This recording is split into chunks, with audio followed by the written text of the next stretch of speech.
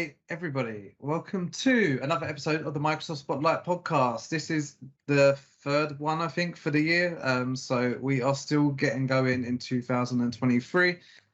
Today, I'm joined by one of my usual co-hosts, Sophie Dimolo. How you doing, Soph? Hi, everyone. Yeah, doing really well. Thanks, John. Good to be back. This is my first one. So, Storm, very, very honoured for this to be the first one of 2023. I'm looking forward to getting into it with you guys. So, our guest today, I don't know how many of our listeners were there, but we done at the South Coast Summit, we done a roundtable with Peter Rising, with Ali Turnbull, with Nikki Chappell, and a couple of others. I can't remember now. But then we got towards the end, question and answers, and then quite literally a storm hit the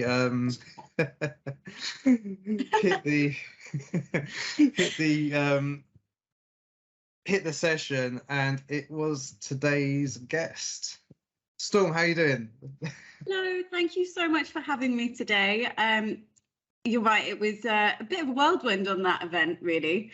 But having seen a Women in Tech panel and then questions just from men, I thought I actually can't have this. I have to stand up and actually say something, which as a gender, we're not very good at. But hopefully by coming in and talking to you guys, I can inspire a few more people to stand up.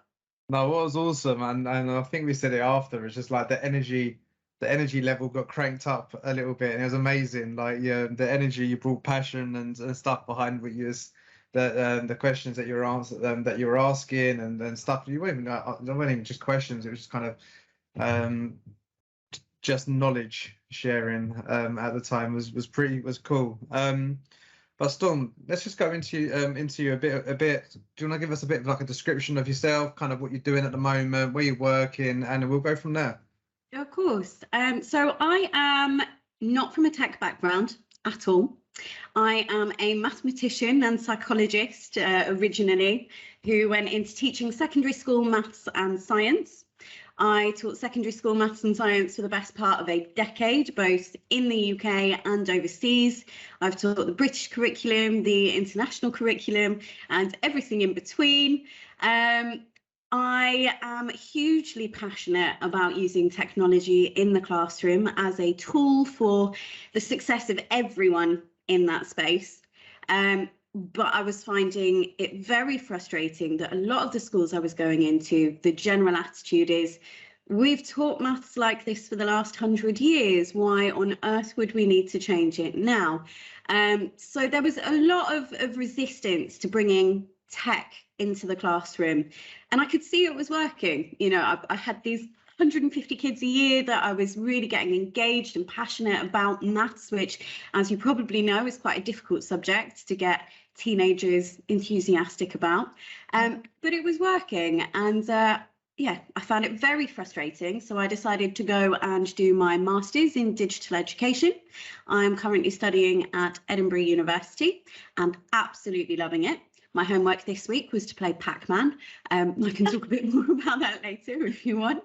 And yeah, it's fantastic. So I was very, very lucky that the job came up at the National Museum of Computing. They were looking for a head of learning, and I now head up the education programme there. And it is a fantastic opportunity to provide real life context and historical, socioeconomic context for curriculum learning in the classroom. I thoroughly enjoy my job. I'm incredibly lucky to be where I am. And my goal really is to show that computing is not a standalone subject anymore. It is required for success in every single field, and to provide an opportunity for young people to explore what that looks like. Wow. Yeah, so that's cool. So yeah, the National Museum of Computing as well. I've actually got a gift card for that, for the escape room. When are you coming to visit? We'll get you booked in. But I like Milton Keynes is like, it's not a around the corner thing for me. That's That's a day trip. Only 35 minutes from London. There is a direct line from Euston. It's easier than a lot of people think. Yeah, but I'm an hour and a half into Euston, like, so yeah. I'll definitely be taking you up on that, Storm. Please do. Please do. It sounds amazing. So what is the escape room? Can you just well off subject here, but I don't care. I'm the host. I can ask the questions, right? Like, so what's the escape room like? The escape rooms are absolutely fantastic. You pick a decade, and the idea is that you apply digital skills and build digital skills by trying to escape. So, for example, we have a 1940s escape room, which is based all around World War II cryptography. You will be looking at 5-hole punch tape and looking at data representation in 5-bit binary and using that to solve puzzles. There are puzzle boxes. It's very much a collaborative team experience. We have quite a few families come in as well, and it's not exclusive to people who are hardcore programmers. It is very much for everyone. There are different levels of difficulty. We can support where needed as well, but the idea is to get you exploring the museum, interacting with some of our artifacts. It is a working museum. I would like to point that out because there aren't many of those these days. We actually have a working rebuild of Colossus, which is the world's first electronic computer, arguably, depending on who you talk to. But yeah, it was definitely instrumental in terms of kind of ending World War II at the time. And that's what's behind you right now in that picture, right? That is what is behind me in this picture. I'm worried if I move too far, you won't be able to see any of it. Yes, so Colossus was developed in World War II. It was developed to crack the Lorenz cipher, not the Enigma, which is what I've recently seen an A-level textbook says that Alan Turing created Colossus to crack the Enigma. He did not. Alan Turing was not involved in the creation of Colossus. He was very much involved in creation of the bomb, which was used to crack the Enigma. Colossus was for the infinitely more complex Lorenz cipher. Let me give you a comparison. So the Enigma has 159 million possible combinations on it, which is 18 zeros. The Lorenz has 10 to the power of 170. Now, it's been estimated that there are 10 to the power of 87 particles in the known universe. So if we were doing all of those possible combinations by hand and we started at the dawn of time, we're talking Big Bang, we'd still be going now and we would be barely halfway through. Now, with Colossus, the first time it operated, it took 45 minutes to find the settings that a high-level German intelligence message had been encrypted with. It's been estimated it shortened the war by between 2 and 4 years. So it really was instrumental in ending World War II when it did. And it changed the world, to be honest. That's quite cool.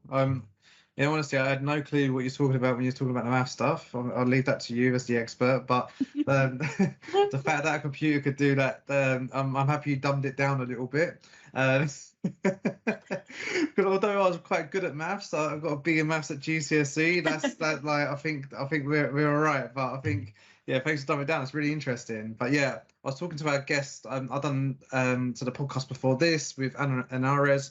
I recorded that yesterday and it's not an episode of the Microsoft Spotlight podcast if I don't mention that we won the pub quiz at the South Coast Summit, and out of that we got 3 tickets. So we was talking about trying to get the team together for a day out up in Milton Keynes for that. So that'd be pretty cool. I am a little bit biased, but you should come and visit. So, I guess. Where did the passion come from? Because I know you was focused on maths, science. In regards to including technology with that, where, is it something from when you were younger, or where do you think that passion for technology has come from? I see it as a learning tool. They talk about if you teach a man to fish, he'll never be hungry. And to me, that's really what technology is all about. With things like look at the internet. You have access to a huge amount of information, no matter what you are interested in, regardless of whether they teach it at your school or your college, or you potentially have to go and explore specific spaces, move. If you're from marginalized backgrounds or from remote locations, you still have access to this wealth of knowledge through technology. So it's not so much about technology itself as the goal. It is a tool to learning about anything else that could be of interest to you. Okay, yeah. I find it fascinating, and I know if I'd have had more of that and more of what you were explaining when I was at school, I'd definitely found maths a little bit more interesting. In fairness though, I preferred maths to English, so I'm maybe one of the few. They often say that the two are kind of mutually exclusive. You're either good at maths or you're good at English. And it's quite interesting, actually, if you look at learning theory and you look at intelligence tests and tests of IQ. So my brother and I have exactly the same IQ, exactly the same. Are you the same age, or? He's a couple of years younger than me. Okay. Though he's, I would argue, probably, well, he's an AI programmer, put it that way.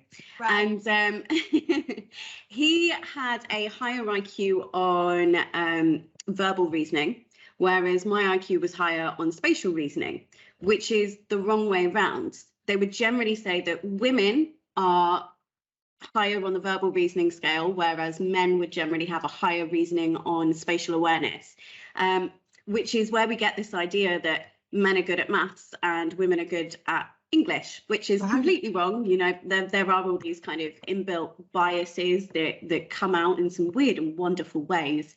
But yeah, so I mean, you might well be one of those people that is kind of down that route rather than that one. Yeah, maybe. And where did you well, how did you first start to get into the women in tech scene, and where did that passion, you know, come from? So obviously, being in the museum space, you start to notice whose achievements are being publicised and advertised around you.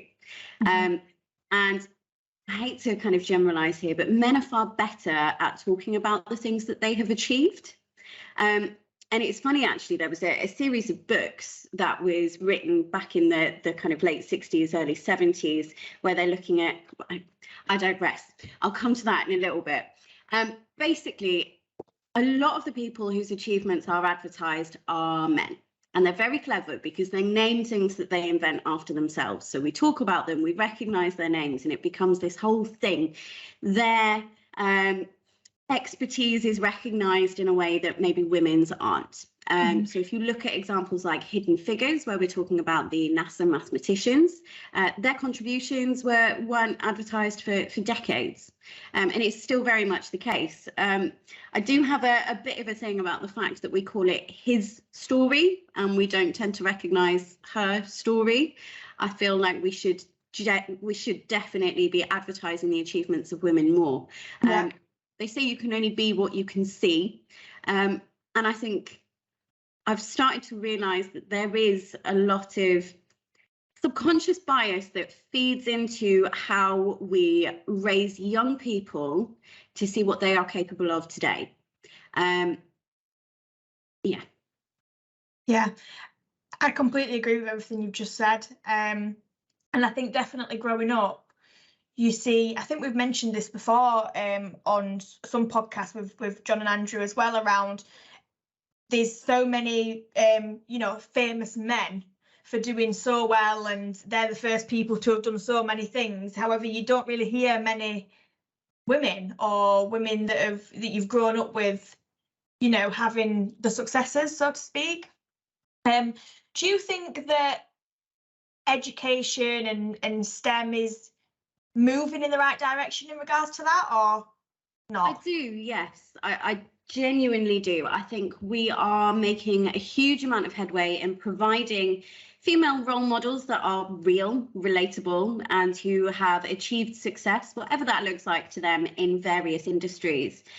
There are lots of ways that that's happening. We have 6 events a year at the museum where we invite young women in to explore STEM subjects as they relate to real life work, basically.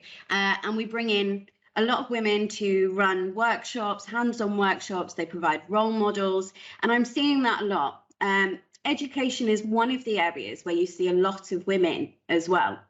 So there is that idea of a female role model within a school, though I would like to see more women in leadership positions in schools. Yeah. That would be nice. But we are getting there. Yes, I see a huge amount of progress. That being said, I did read a piece of research recently that says we are far too quick to recognise small amounts of progress and small amounts of improvement, rather than focusing on the fact that there is still this glaring divide. I mean, if you look at the data from 2020 for Facebook and Global's tech workforce, less than 25% of the people in there are female. Yes, it's gone up by about 7% in that 6 years in between, but we've still got less than 25% representation in those areas, and social media is huge. Yeah. And actually, why is it important that women are within the tech world and within the developmental process of what technology looks like? 80% of people who take online learning courses are female. We're the ones who are using technology for things like education, and yet we have very little part in what that looks like and how it's developed. So it's not necessarily developed for the best amount of progress to the people who are taking those options. Right. Yeah, it's a difficult one. And I think from our previous podcast, you're definitely the first person that I've spoken to that has a real insight of this, because the question's always been around, how do we raise awareness for more women in tech for the younger generation? How do we change the perception and get younger females thinking, I do want a successful career in IT, maths, science, etc. So it's definitely a different perspective for me to hear, obviously, what you're saying, because if I'm being completely honest, I thought it was very much still traditional, still in the ways of teaching that, we all know. Whereas it's really nice to hear that, you are seeing a difference and you believe that it is helping. Genuinely, and I hear that question a lot. It was one that came up at the panel at the South Coast Summit. It was, how do we encourage more women into the industry? And a lot of people are sat there going, oh my goodness, there's this huge problem. How do we address it? And they're not really taking any action to make any changes in that. And what I would say is, speak to your local communities. Oh my goodness, get in touch with me. Come and offer to deliver a workshop to 120 young people who are interested in maths careers or engineering careers. Come in, run a workshop, show people what you do, and show people what your idea of success looks like as well. Yeah, we might have to set that up, John. I'm sure we'll know a few women that'll definitely do that, won't they? Please, I am desperate to get more working professionals into that museum space. I mean, I can talk about theory and all the rest of it. I can talk about prime numbers and encryption from that point of view, but how does that relate to real life, and what does that look like in a working environment? That's the bit that educators can't always provide. Yeah. So how did you find, or how have you found, because obviously I first met you at the South Coast Summit, which exactly what John said, you're an absolute powerhouse. I was really excited to have you on the podcast. How have you found, and what's your experience been like at these tech events? Yeah, I mean, I have found it really interesting. We've kind of turned up at these tech events and we offer something completely different. We are the oh my goodness, nostalgic. We've got BBC Micros. We're asking people to program a game of Snake in BBC Basic or defuse a bomb on a VR headset. We are all about play. Yeah. And the way that we kind of approach it with young people is the same kind of way. Life needs to be playful, people need to have fun with what they're doing. Life should, where is the fun in life when you start getting older and work starts getting, I am incredibly lucky I get to work in a place where I play, and I encourage other people to learn through play. And that really is what life should be all about, isn't it? You should be enjoying what you're doing and approach things in a playful, creative manner where you can. Yeah, I had a conversation with my son yesterday, and for the first time ever, he said to me, "What did you do today?" Like, 'cause Oh. he's like, it was the first time I think it's ever kind of said like, "Oh, what did you do today?" So, because I went into London and had meetings, and he's like, "Oh, so what did you do there?" And he was actually, for the first time, actually interested in what I do day to day, which was very strange. So I went through and said, and then he got on to about after lunch. He goes, "Well, after lunch, I go playtime." Like I was saying, I went back and eat, then I had to go back to work because I go to playtime. And I was like, "Oh, what do you do? Play games like Stuck in the Mud?" And he's like, "How do you know Stuck in the Mud?" I'm like, so I used to play that when I was your age, Aaron. Oh, right. I went, wouldn't it be fun though if like after lunch we all went and just like went and played Stuck in the Mud? Like, I'd We'll do love an that. Why escape don't room we at the do National that? Museum of Computing. Yes, I agree. Exactly. John, I've got no idea what Stuck in the Mud is. What? Oh, it's a Maybe I'm playground too game. young. You chase Am I each too other, young? you tag them, they then have to stand there with their arms and legs out. And it's only when someone crawls between your legs that you're then not stuck in the mud and you can go and catch somebody else. What school did I go to? Because I didn't play that. You're too busy playing water polo and stuff like that, and like Water polo. Stuck in the Mud names. There must be like a different name for it, right? Well, Yorkshire term. What would it be in Yorkshire? What's What games did you play at school, Sophie?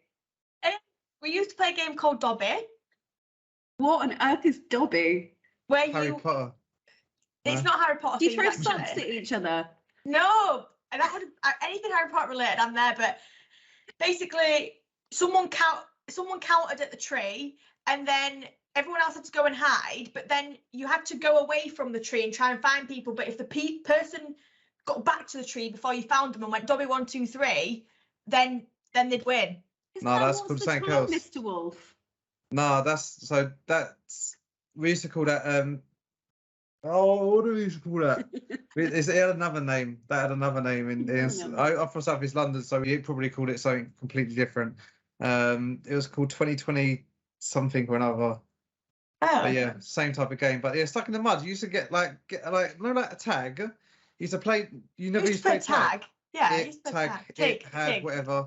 Yeah, so you tag the person then stands still and they're not allowed to move. Yeah. And then when the person goes over under the arms or under the legs, depending what our generation, underneath the legs. Nowadays it's underneath the arms. Like Right, yeah. I did used to play that, but I can't. It weren't called that. Well, I'm glad we got that sorted out. Well, But how fun what would it do to you do be for at fun 35 now, years though? old for me to be going doing that after lunchtime? That'd be great. I'd love that still. Right. Well, what do you do for fun these days? Play PlayStation, I guess. Excellent. What games do you play on PlayStation? Cool. A whole host of games really. FIFA, GTA, Fortnite, loads, yeah. Harry Okay. Potter. Harry Potter's How coming about out you, next month. Sophie? I know. So I like to collect quite a lot of board games. So I love a Monopoly night, all that sort of stuff. I love going on long walks. I find that fun. But you know what? I'm like a sucker for really getting into films and series and stuff.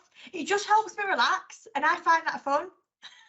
I agree. But I would just like to point out here. So it was only in the early 1980s that the percentage of women in tech started dropping, and it dropped off drastically. Now, that coincided with the issue of home computing. Home computers were advertised towards the male population, and if you look at the adverts, they're quite stark in terms of what they're offering. But this was also at the same time that we start to see the arcades, so the video games arcades. Now, that was kind of happening in the late 70s, early 80s. And a lot of the games that were really popular at that point were things like Space Command, a lot of kind of shoot it, blow 'em up style games. And it was only, Oh, thank you, Andrew. Yeah, it was. I just got the message pop up. Yeah, it was only actually when they approached a company out in Japan and said, we need to increase numbers in the arcades.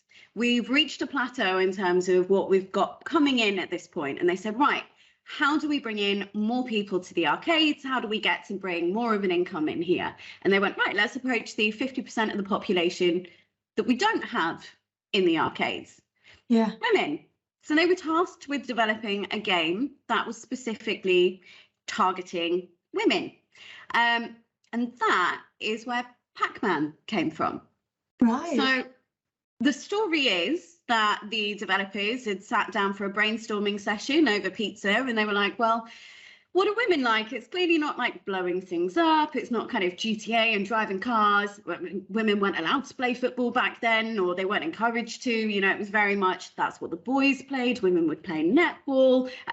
It was this whole distinct difference thing. So they were like, what do women like to do? Eat. So we've got Pac-Man, which is about eating, and that's actually how the character came to be as well. If you imagine a pizza with a couple of slices missing, there you go, you've got Pac-Man. And it was the first video game that was equally popular with men and women, which I find fascinating. It was then modded to make it even more female, and you ended up with Ms. Pac-Man. Yeah. Have you heard this this expression, shrink it, pink it, and cover it in glitter? Yeah. And we're talking about making things accessible to women or attractive to women. And if you look at technology and how it's developed to this point, iPhones, standard iPhone size is ergonomically designed for a man's hand. Yeah, you get the true, mini right? iPhones, which are for women, but you generally pay extra for one of those. And why is it the standard that things are designed for men's interests? Yeah. I find that so annoying. Like, I can't use the bigger ones because my hand's not big enough. And to be fair, I love arcades, but the only ones that I like is the basketball one, where you've got to throw the basketballs in. What else do I like? The dance one. I bet that was designed for a woman. Yeah. John, do you like the dance one? Yeah, I'm quite partial to the dancing games. The whole fitness craze itself, you know, has been directed, like gaming fitness has almost been directed towards the female population as well. And it harks back to, I mean, Christ, the aerobics videos that you'd sit and do at home with one of those steps. What can you do at home where you don't have to go out? And why do we not want to go out and do these things as a collective and as a social entity? That for me is a really cool question here as well. I mean, guys, if they want to do exercise, they'll go and play football with their mates, and that's still all right. Whereas for women, it's a very different experience. So I was looking at, it was interesting actually, talking about that kind of period in the late 70s, early 80s. 1984, if you look at the graphs of women taking up computer science at universities, it drops off dramatically. You can literally see it, 1984. And one of the reasons why women have cited that they take online courses is because they feel safer studying from home than they do going to a campus. And that, to me, it's a topic that we don't really discuss. But I also think it's really, really important, you know, that women feel like they need to stay at home for whatever reason that might be. Safety, looking after the kids, doing the housework, whatever that is, women feel the need to stay at home. Yeah, I think that's a deep-rooted issue in this today's society. That's the reason that's a lot of women are feeling that across the board, isn't it? And it's not just an IT thing. That's just a thing across today. Yeah, a life across society. Well, obviously, it's wrong and stuff. But yeah, I think it's just one of the effects that's hitting education and also the IT industry as well.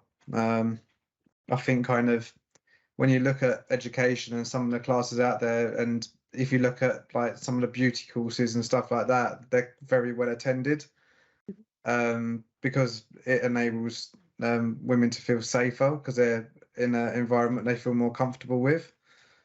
I don't know if that's true, but working at a college and university before and working at universities, you see that quite a bit. But yeah, One of my my peers on my university course made an interesting suggestion to me. So I've been talking about this at uni as well, and she basically suggested that there is this like feminine guilt. There is this real kind of embedded idea that men's responsibility to go out and earn enough money to kind of take care of the household. And that's still very much in existence, especially for young mothers who maybe find it more difficult to leave and carry on with their own careers independently. I find it fascinating to kind of think about it this way. But she basically said, when you go to work, you have an end point, which means you have leisure time. Whereas if you are taking care of the home, your work never stops because people are you're constantly cleaning, you're constantly sorting the washing out. I mean, the dishes never end. So there's no end point there. And because your partner is away making sure that you have food on the table, you then feel this incredible guilt to make sure that the house is completely taken care of as well. Yeah. Yeah, I'd agree with that, to be honest. It is, it's fascinating to think about still. I think so. Yeah, like I say, I can talk about it for hours. Yeah. You're very passionate, and that that's really inspiring, actually. And you know your stuff. You are honestly one of the smartest paid people I've ever spoken to in regards to all of this. Thank you. That's really kind. No, it's all right. I did have one question, and it was just around.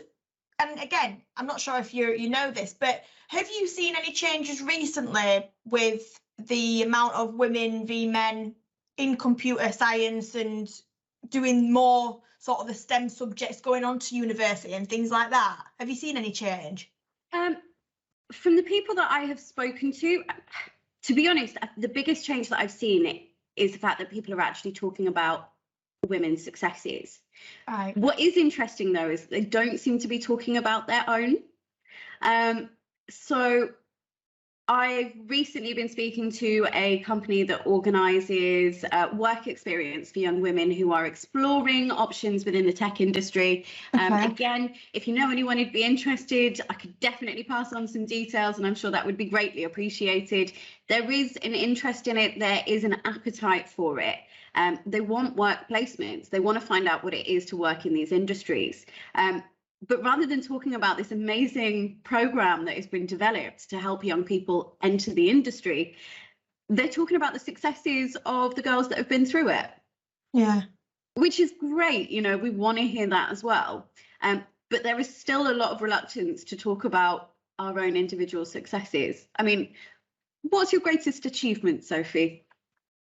Probably getting to where I am as an account director for, one of the biggest distributors in the UK IT channel. That's definitely one of my biggest achievements. But as well, I've always had that career drive, and I'm very focused on that. Whereas I can appreciate for a lot of other people, they might have other commitments and other things that get in the way of that. Some people aren't as confident as myself and you when it comes to just getting yourself out there.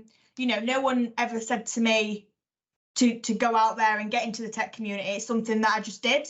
And then with that came loads of opportunities, which I'd always advise. But yeah, 100% that'd be my biggest achievement. Well done you. Thank you. Can I ask a follow-up question? Yeah. Are you competitive? Very. Do you see things as a challenge? Pardon? You see things as a challenge? 100%. Day-to-day life as a challenge. Right. So I noticed something really, really interesting. I run a session for the kids called Data STEMinism, where we explore the stats of women in STEM subjects over the last kind of 70 years. And when I developed it, I was like, this is great. I'm going to be challenging young women to go, oh my goodness, we've been forced out of this area for so long. Challenge accepted. I'm gonna fight that status quo. And that's how I would have seen it. And I can see that is how you would look at it as well. Yeah. But you would be surprised. I've spoken to so many young people who feel the exact opposite. And they're sat there going, well, why would I put so much effort into trying to get into an industry that has worked so hard to keep me out of it? That's too big a wall. That's a mountain for me to climb. And they see it as I'm sat there going, brilliant, I'll put on my shoes, and I'll start walking. But not everybody does. And I do wonder, you saying earlier that you have that kind of mathematical brain, I do wonder whether there's an element in that and how people see it as well. Yeah. John, I'm sorry, I should ask you, what's your greatest achievement? Yeah, my children.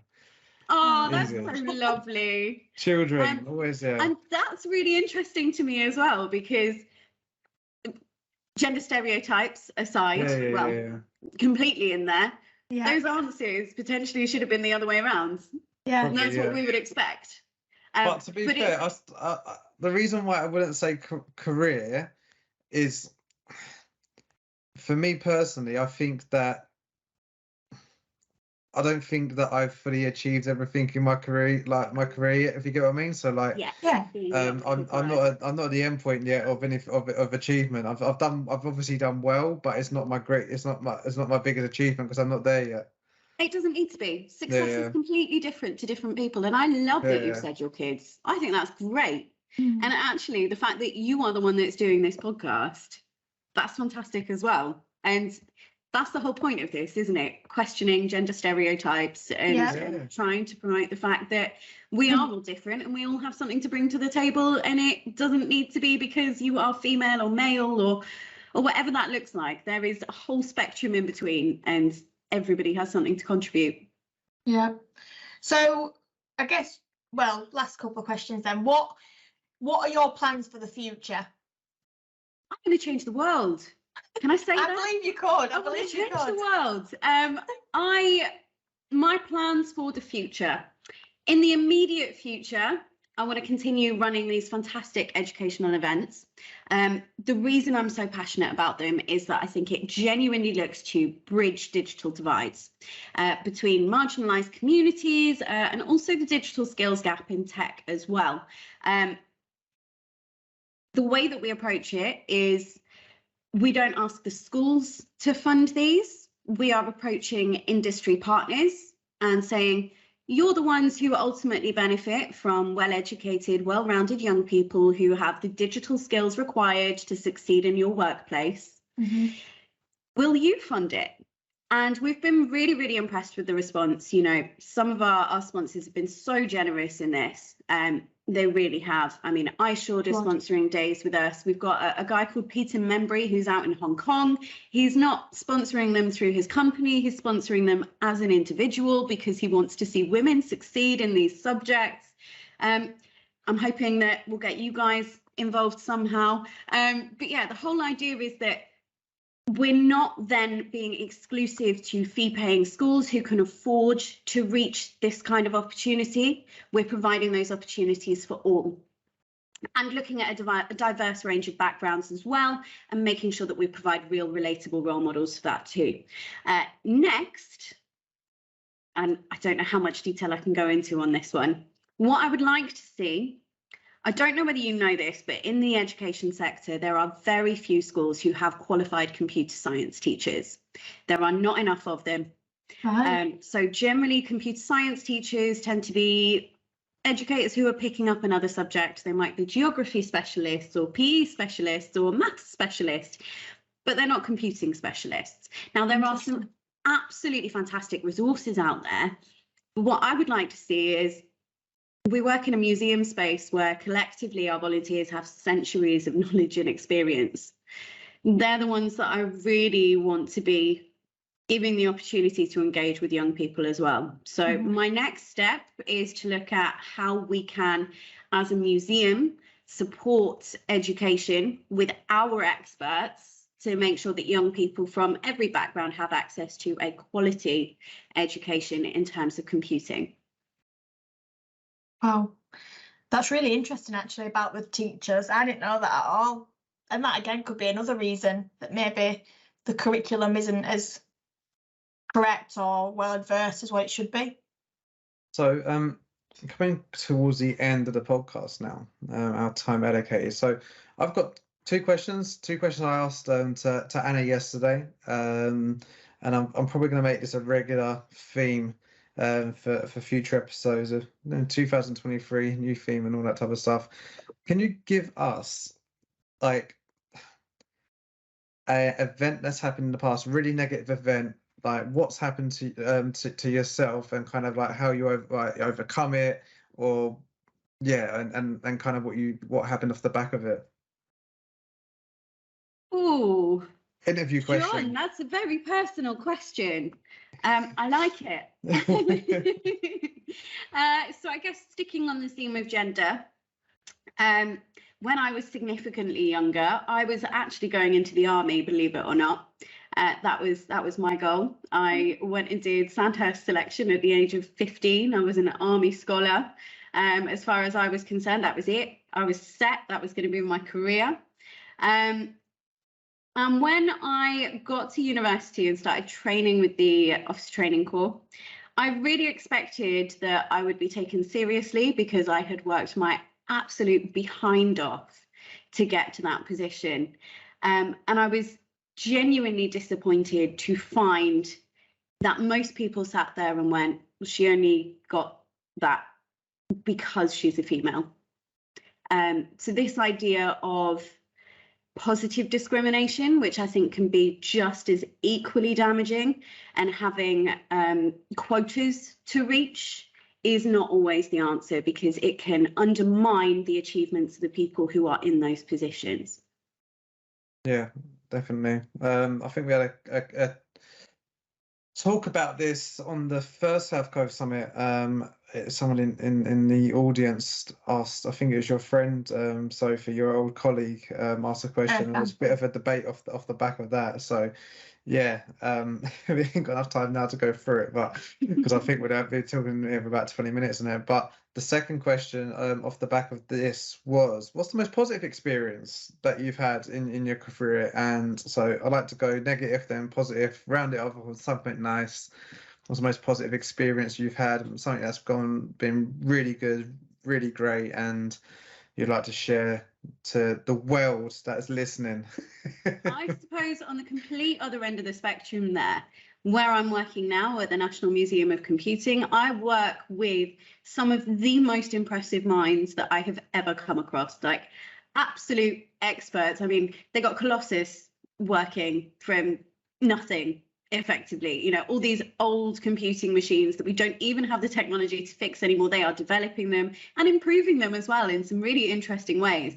So I've gone from being not taken seriously in something that I knew really, really well and had worked my off to get to being somewhere where I don't come from a tech background, but people genuinely take me seriously. They recognize the experience that I have within education and as a female, and that is taken into consideration. So yeah, the most positive thing that has happened to me to this point, I would say, is working where I currently am and having the freedom and the support to feel like I'm making a genuine difference in the world.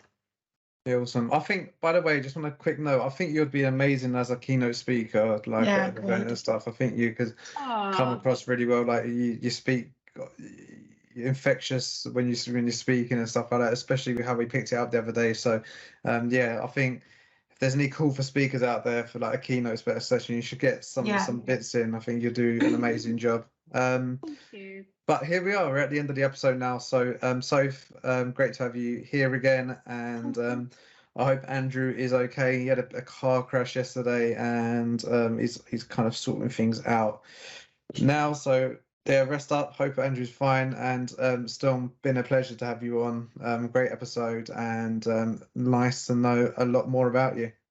Thank you so much for having me. I hope that I will get to see you again soon. Yeah, definitely. Thank you so much, Storm. 100%. Take care. Goodbye. Bye. Thank you for listening to the Microsoft Spotlight podcast. Please make sure you hit that like, share and subscribe button to help us promote our message.